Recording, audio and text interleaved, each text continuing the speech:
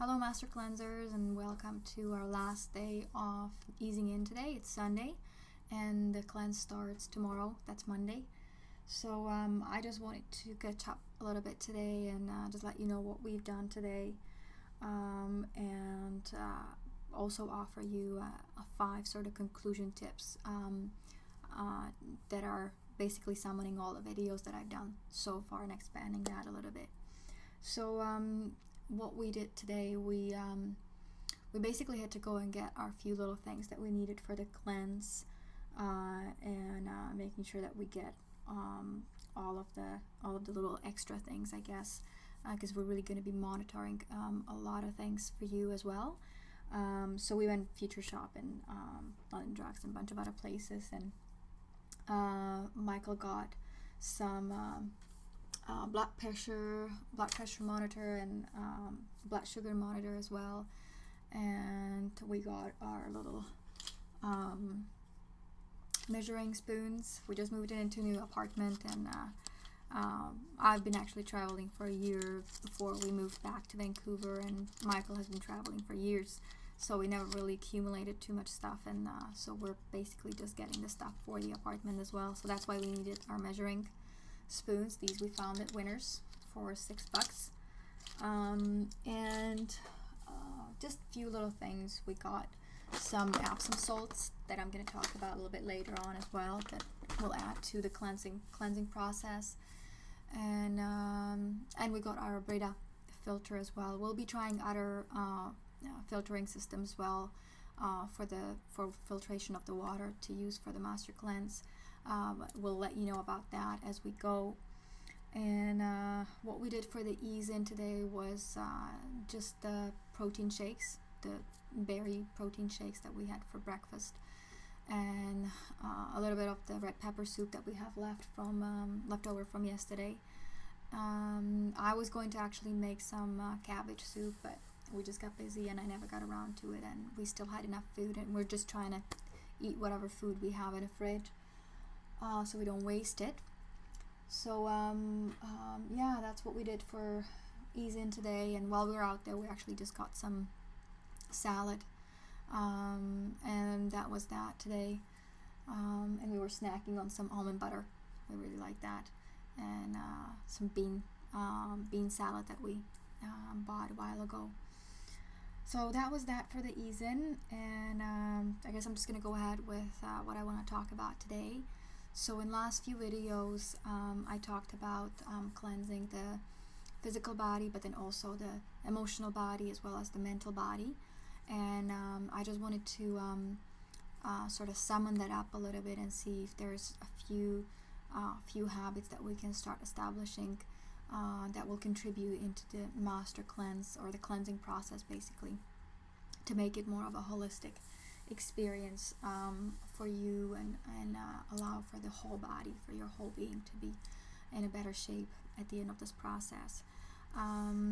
So the number one, there's going to be 5 topics that I'm going to be covering in this video. The number one is I really wanted to make a point of allowing the cleanse to be really a way of connecting with your body in ways maybe that you haven't done before.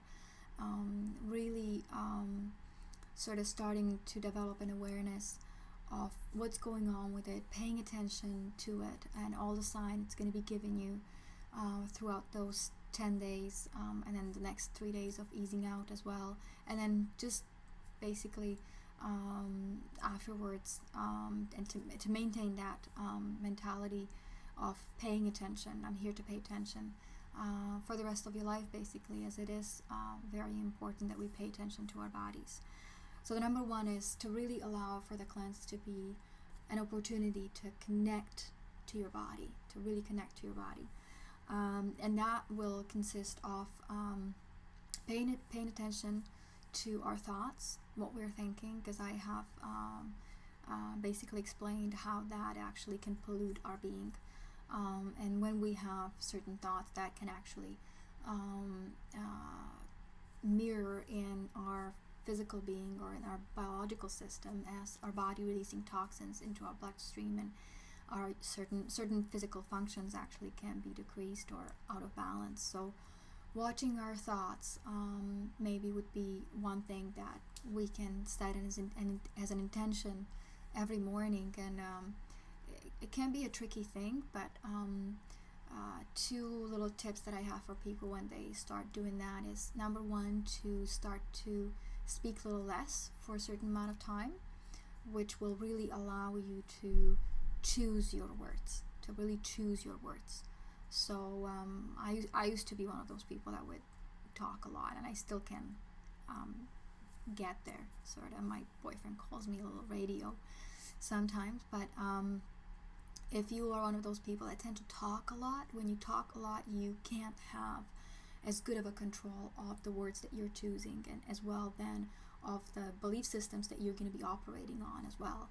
So talking less and also speaking a little bit slower will actually allow you to start sort of seeing or noticing your thoughts much better. The second part of this connecting with your body, which is the third point of my blog today, is paying attention to your emotions. Your emotional state is your emotional system is your guidance system. Your body's letting you know what's going on with your mind, actually, because I have mentioned before that the emotional body is just a reflection on the mental body. So your emotional state is actually letting you know what belief systems you are operating on at that point, and what kind of thoughts you're choosing, that you're entertaining in that moment, that are actually causing this reaction. So not pushing your emotions away and allowing yourself to be whatever it is that bubbles up, whether it's happy or angry or frustrated. Just allowing it to bubble up, and maybe starting to ask questions instead, and saying, what does that mean? What is that pointing to? That's my body, that my body is allowing me to see at this point. And that can be how you think about yourself, your world, around you, your job, people around you that actually may be hindering your life, because we do manifest from our focus. And so what you're focused on, and that's what the emotions are allowing you to see, is actually then amplified in your life.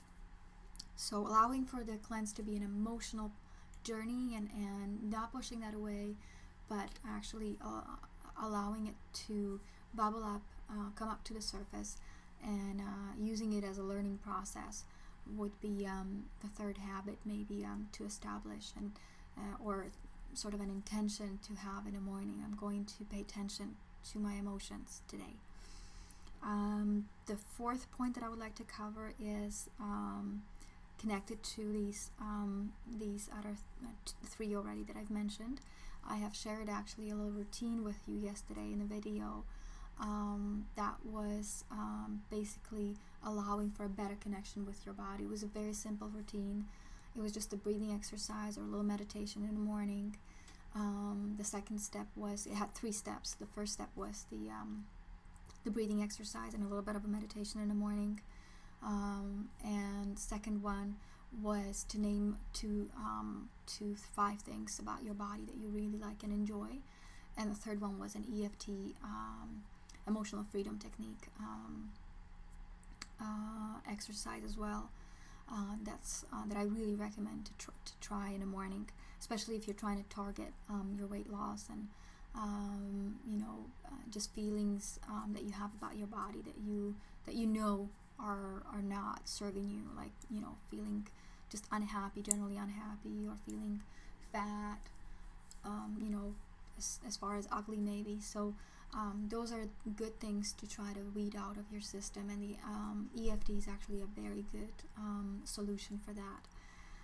I will actually include the link to that video as well in this article below the blog, so you can go and check that out and try to maybe implement this little routine in the morning. You can also do that in the evening as well, if you really want to amplify the benefits of it.